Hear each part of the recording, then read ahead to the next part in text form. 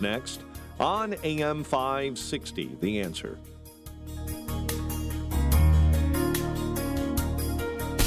Now, from the Signature Bank Studios, this is Chicago's Morning Answer with Dan Proft and Amy Jacobson on AM 560. The Answer.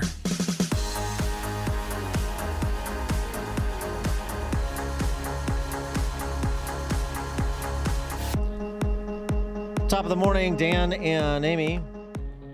Brad Bannon is a Democrat pollster, CEO of Bannon Communications Research, and host of the podcast Dateline DC. He writes in an op-ed in The Hill in advance of tonight's debate that, the way that I read it is, Walz is just short of Taylor Swift in her popularity, and J.D. Vance is the devil incarnate. So it shouldn't be much of a contest for Walz. It should be a victory lap tonight, I suppose. Okay, well, we'll see.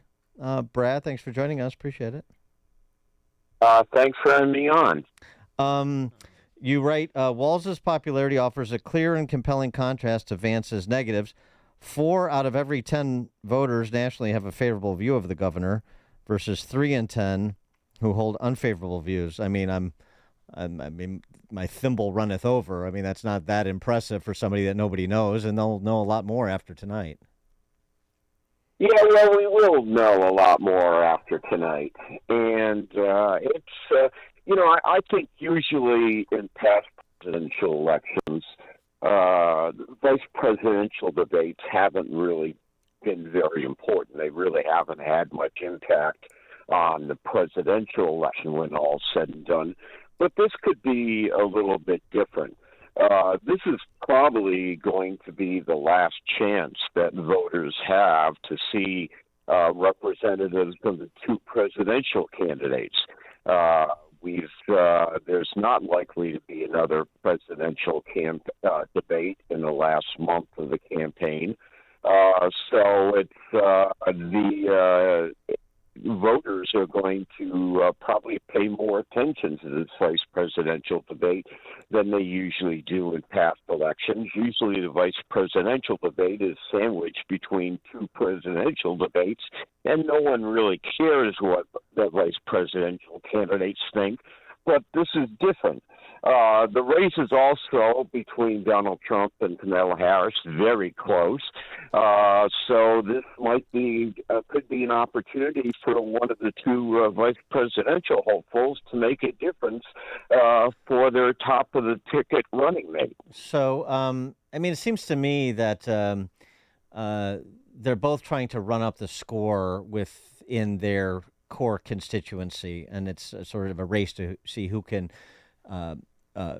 score the biggest blowout. Kamala with college degreed voters and Trump with working class voters, and then turn them out. Is that fair? Well, yeah, I think the big difference is, that's really the vice presidential candidate's job, is to activate the party base. That's why they're selected.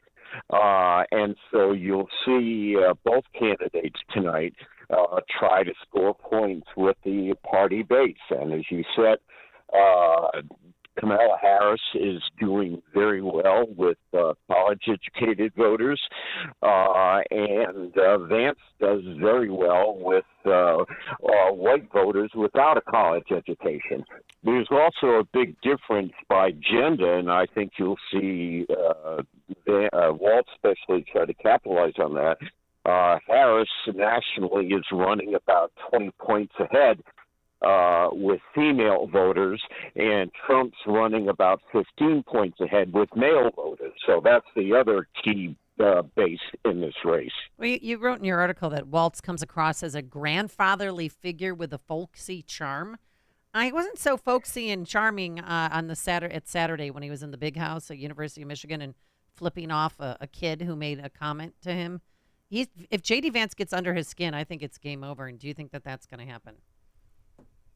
Well, they're both skilled debaters. Walz has always debated pretty well when he ran successfully for governor in Minnesota. No, he blew off the last gubernatorial debate. He didn't want to do it when he was the incumbent. Well, the reality is he won by a big margin, so whatever he did worked very well for him.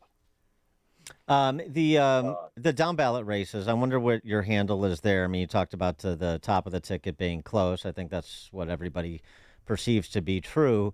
But where do you see control of the Senate and the House right now hanging in the balance? Well, on the Senate side, Republicans have an advantage. Now, if you look at the individual Senate races, like you have one in Wisconsin, for example, the Democratic incumbent is running a few points ahead of her Republican challenger. And that's true of a lot of the Senate races. Now, there are some, like Wisconsin's a very good example, where you have a close race. You have close races in Pennsylvania, again, where the Democratic incumbent is running ahead of the challenger. Now, the thing that's happened in the last couple of weeks that's changed the Senate picture is that Democratic challengers have picked up a lot of steam in two states that no one was paying attention to, Texas and Florida, where the Democratic challengers have come very close to overtaking the Republican incumbents. Now, it's likely that Democrats lose a couple seats. They're going to lose West Virginia, and Montana, the Democratic incumbent John Fester's in big trouble. But Republican challengers in Florida and Texas are in very tight races with the Democratic challengers. So right now, I think it's too much. If I guess, I think the Republicans have a slight advantage. Republicans have a slight advantage in controlling the Senate, and I would say Democrats have a slight advantage on taking control of the House. The Republicans, in all sorts of internal struggles among Republicans in Washington House of Representatives, and that's making the House control of the House a very close contest. What was your take on Kamala doing that photo op at the border on Friday? Was that was that something where they really feel they've got some exposure there, and so they need to continue to do more damage control on her previous positions, in addition to what has transpired over the last 3.5 years, or do you think that no, this is just checking a box on another issue and everything is fine? Well, no, I think if you look at the national polls, the border issue is a big advantage for Donald Trump, and I think Harris is trying to make up some ground on that issue, and she's trying to do it by pointing out that Donald Trump was responsible for the House of Representatives rejecting a very strict border proposal by President Biden. Mm-hmm. On the other hand, Kamala Harris has an incredibly big advantage on abortion. About 2/3 of American voters favor restoration of Roe versus Wade, and if you look at those voters, Kamala Harris has like a 30-point advantage over Trump. So immigration is an issue that favors Trump. Reproductive freedom is an issue that favors Harris. If you had to call it right now, who do you think wins Pennsylvania? It's so close. Right now, Harris is probably, a couple points ahead. The last Pennsylvania poll I saw had Harris up by 5 in Pennsylvania. But it's really close, and I wouldn't want to call it now because I think the presidential race is very, very close. All right.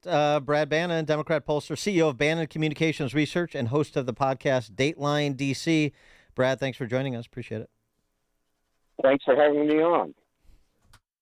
Thank you, and he joined us on our turnkey.pro answer line. You're listening to Chicago's Morning Answer with Dan Proft and Amy Jacobson on AM 560. The Answer. If you own or run a business and you listen to AM 560, you might not realize that the conservative programming that you enjoy is supported by advertisers. Our loyal listeners love to do business with the advertisers they hear every day on AM 560. Now, it probably won't surprise you that there are some businesses who avoid advertising with us because they don't like what we do here. And that's okay, because our audience wants to support businesses that support what we do and think like we think. We would love to have you join the list of successful companies who are already reaching new, like-minded customers. Most AM 560 advertisers have been here for years for one simple reason: they get results. Join our efforts to make a difference in the lives of our listeners who are passionate about supporting our great family of AM 560 advertisers. To learn more, just visit 560theanswer.com/advertise.